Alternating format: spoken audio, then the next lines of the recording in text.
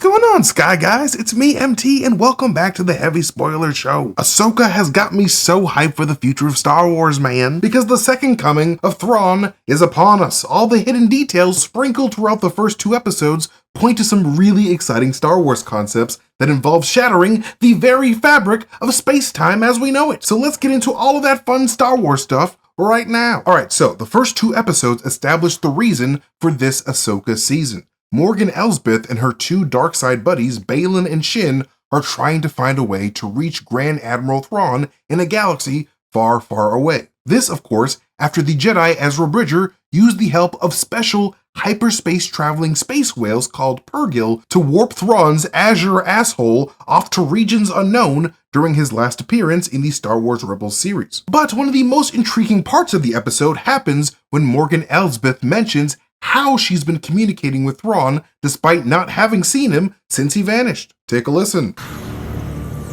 Across time and space. You speak of dreams, vague and fractured hopes.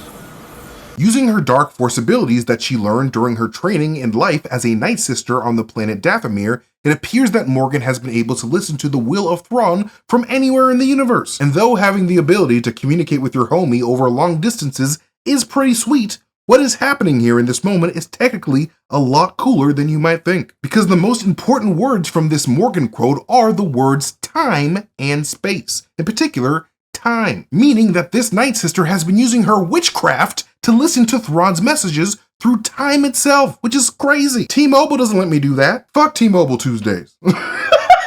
Like, there is only one place in Star Wars canon that has the ability to do this, and it is directly linked to both the planet Lothal as well as one of the last places Ezra went to before vanishing in the last season of Rebels. It's a little place in the cosmos called the World Between Worlds. That's right, my nerd babies. I believe the World Between Worlds will strongly factor into the plot of an Ahsoka series that is already strongly centered and themed around traveling unbelievably long distances between worlds, because that is precisely what the World Between Worlds allows people to do, effectively giving mortal beings a shortcut through space as well as time, a sacred place that even Emperor Palpatine coveted and tried to conquer for himself. And the reasons I think the World Between Worlds will factor heavily into the future of this Ahsoka series have to do with 1, the whispers that Morgan hears in episode 2, 2, the Holy Trinity symbolism found in the star map tomb that point towards the Mortis god guardians of the World Between Worlds, 3, the very design of the Ahsoka logo itself, which is the coolest part in my opinion, and 4, the golden lines that we see emanate from the star map when Morgan activates it,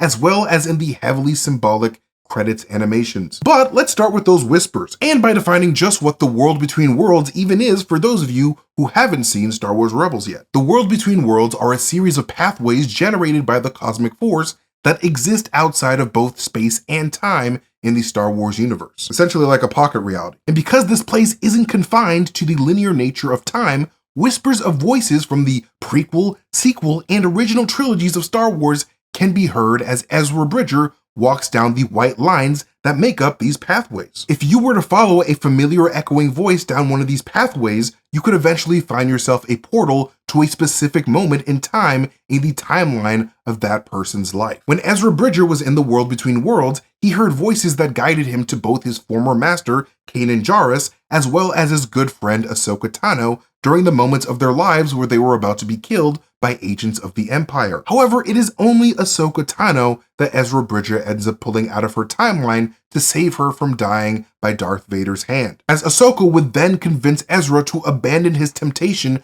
to alter the course of time by saving Kanan Jarrus' life, as doing so would ultimately result in the deaths of all the people Kanan died to save, including Ezra himself. And though not yet having traveled through the World Between Worlds herself, it seems that Morgan Elsbeth has a dark side connection to the cosmic force that allows her to hear the voice of Thrawn instructing her through time and space. The only way Thrawn could whisper instructions to Morgan Elsbeth through time without force powers is if Thrawn were to somehow gain access to the World Between Worlds in the near future after Morgan, Baylan, and Shin help him get there before the end of the series. Time travel is really weird, man. But anyway, speaking of the world between worlds, let's take a quick minute and notice the design of the pathways as well as the circular and triangular doorways scattered throughout. Because I believe that Lucasfilm has purposely and cleverly designed the very logo for the Ahsoka show around the design of the world between worlds itself. All right, look at this Ahsoka logo real quick. Imagine the two letter A's as triangle doorways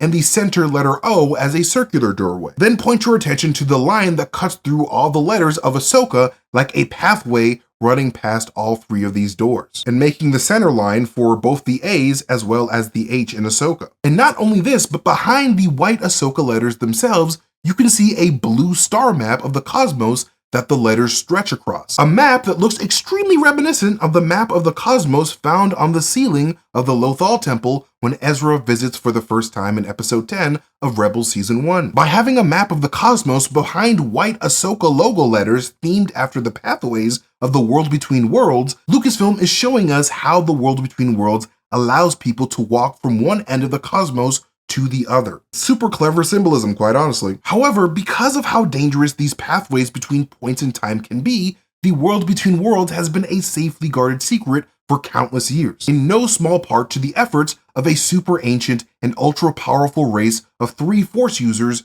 known as the Mortis Gods. The Mortis Gods are an incredibly important people in the Star Wars universe, as well as the life of Ahsoka Tano specifically. When they were first introduced in the Clone Wars animated series, Ahsoka, Anakin, and Obi-Wan learned that these 3 powerful beings known as the Daughter, the Father, and the Son are directly responsible for preserving the balance between the light and dark sides of the Force throughout the cosmos, with the Daughter representing the light side of the Force, the Son representing the dark side of the Force, and the Father representing and mediating the balance between the two opposites. These 3 entities essentially form a holy trinity of the Force through the important cosmic roles that they play in the cosmic dance between life and death. In fact, Ahsoka Tano would have permanently died after she was struck down by the Son if it wasn't for the final selfless act of the Daughter, who sent the remainder of her life force directly into Ahsoka's lifeless body, resparking the light within and bringing Ahsoka back from the grave. This Force concept is called a Force life transfer, and it was central to the plot of Star Wars Episode 9, The Rise of Skywalker, as Force life transfers are used multiple times in that film, like when Rey used her life force to save that slitherous snake, and then later to save Kylo, and when Palpatine tried to suck the life force out of Rey and Ben into himself, and finally when Ben transferred all of his life force to bring Rey back from the dead at the very end. But anyways, in the final season of Star Wars Rebels, when Sabine and Ezra find one of the entrances to the world between worlds in an ancient Force temple on the planet Lothal, they also find Palpatine's army there trying to unlock the secrets of opening the Mortis God's door. As Ezra and Sabine examine the Mortis God's mural that guards the door to the world between worlds, Sabine notices that the secret of unlocking the door lies within the positioning of the Mortis God's hands. The hands of these Mortis Gods are extremely important as they directly connect to these statues and carvings that Ahsoka comes across at the beginning of episode 1, mostly because these hand positions seem to represent the overall natures of these 3 character archetypes. The Daughter's lowered but open hand represents the light side's affinity towards selflessness, generosity, and peace. The Son's raised and closed fist represents the dark side's selfish and violent nature, while the Father's raised but open hand represents an authoritative balance between both the light and dark sides of the Force. Ezra then places his open hand on the open hand of the selfless and generous Daughter, which then causes the Daughter to generously convince her father to open the door to the world between worlds. And then later, when Ezra needs to close the door to this insanely powerful realm, he places his closed fist on the closed fist of the selfish Son, who then uses his selfish nature to close the door and prevent anyone from getting inside. But anyways, the reason why I even bring the Mortis Gods up is because this crazy ancient Mortis God trinity seems to be super important in Dave Filoni's evolving Star Wars narrative, because these Mortis God archetypes seem to have inspired ancient civilizations that existed long before the events of the Ahsoka show. Mysterious civilizations like the kind Ahsoka comes across in episode 1, as well as the ancient Zeffo civilization that the Jedi Cal Kestis discovers in the recent and super popular Star Wars Jedi Fallen Order video game from Respawn Entertainment. Fantastic game, I freaking love it. But let's start off with the civilization from this tomb planet from the start of episode 1 of Ahsoka. Because check this out, when Ahsoka first arrives at the tomb, we can see her approach 3 large statues built by this ancient civilization of Force users. But it's only when Ahsoka drops into the tomb itself and examines the carvings on the wall that we can see that these three figures are meant to reflect the light, dark, and balanced motifs of the Mortis gods, especially if we did what Sabine did in Rebels and examine the hands. The first carving that Ahsoka looks at has open hands lowered and to the left, much like the daughter's hands are in the Lothal mural. Then the next carving shows a figure selfishly enclosing a star map in both hands, hearkening the sun's closed fist and selfish nature. And a third figure with one hand below the star map and another hand raised and open like the father's hand is in the mural, with the center structure holding the star map itself being in the center of a triquetra symbol on the ground, a symbol famously associated with trinities in various cultures and religions. In Christianity, the triquetra is the symbol for the Father, the Son, and the Holy Spirit Trinity. In Star Wars, the triquetra appears to represent the Father, the Son, and the Daughter, as well as the concepts of balance, darkness, and light that these three archetypes represent. And like I alluded to before, we can see the father, son, and daughter archetypes in Respawn's Star Wars video games as well, specifically within the mysterious culture of the ancient Zeffo people. In Jedi Fallen Order, Cal Kestis explores the tombs of a revered trinity of Zeffo sages looking for circular keys called astriums that function a lot like the circular star map Ahsoka finds in that tomb. While searching for these astriums, Cal comes across Zeffo murals that were intentionally designed to mirror the Mortis God's Trinity, just like that ancient civilization did with those figures in the Ahsoka Episode 1 tomb. The Zeffo's Trinity manifested as three sages that represented each of these three Mortis God archetypes. The peaceful, nature-loving Zeffo sage Elram that loved Chewbacca's greened homeworld of Kashyyyk and represented the light side of the Force. The ruthless Zeffo sage Kujet, who dabbled with the dark side of the Force and loved Morgan Elsbeth's homeworld of Dathomir so much that he had himself buried inside of his palace there, and the prideful Zeffo sage Mictrol, who represented a middle balance between the darkness and light, much like the prideful father did. But most importantly, we can see this Zeffo Trinity pictured together in a mural within the Zeffo vault on the planet Bogano, in a very similar way to how we see these three figures in the tomb in Ahsoka Episode 1. With the Zeffo sage Elram on the left with a lowered and open left hand like the daughter, the Zeffo sage Kujet on the right with hands hovering over each other, hearkening to the selfish nature of the son, and the balanced but prideful sage Mictrol in the middle with their hands neutrally together, representing the prideful and balanced nature of the father. However, the most interesting of all three of these Zeffo sages in terms of the Ahsoka narrative has got to be Kujet and his palace-turned-tomb on the planet Dathomir, where he is buried with his hands in the same greedy and enclosed hand positioning that Ahsoka sees in the tomb. And there is a reason for this. Kujet's palace is one of the darkest places that Cal Kestis visits in that game, not only because it's located on the dark side planet of Dathomir, but also because it tells a dark story of how Kujet slaughtered a bunch of his Zephonian followers who tried to take his ruthless power away from him. But after the sage Kujet's dark side reign of terror, the Zeffo race realized that they had completely lost themselves to the dark side of the Force, and because of this, decided to leave the known galaxy altogether to find a new beginning far away in a distant, unknown region of space. This all being said, knowing that the ancient Zeffo race has links to the Mortis God culture and builds circular star map-like astriums that their leader Kujet was buried with on the planet Dathomir, the Night Sister Morgan Elsbeth, having knowledge of how circular keys from ancient civilizations can lead to distant temples far, far away, makes perfect sense. An ancient people from a distant galaxy. And if the star map is linked to the Mortis gods, it would also serve to explain what Baylan meant when he told Shim that he was ultimately seeking power from his relationship with Thrawn and Morgan. Power. Such as you've never dreamed. Perhaps access to the temple will provide some clarity, my lord.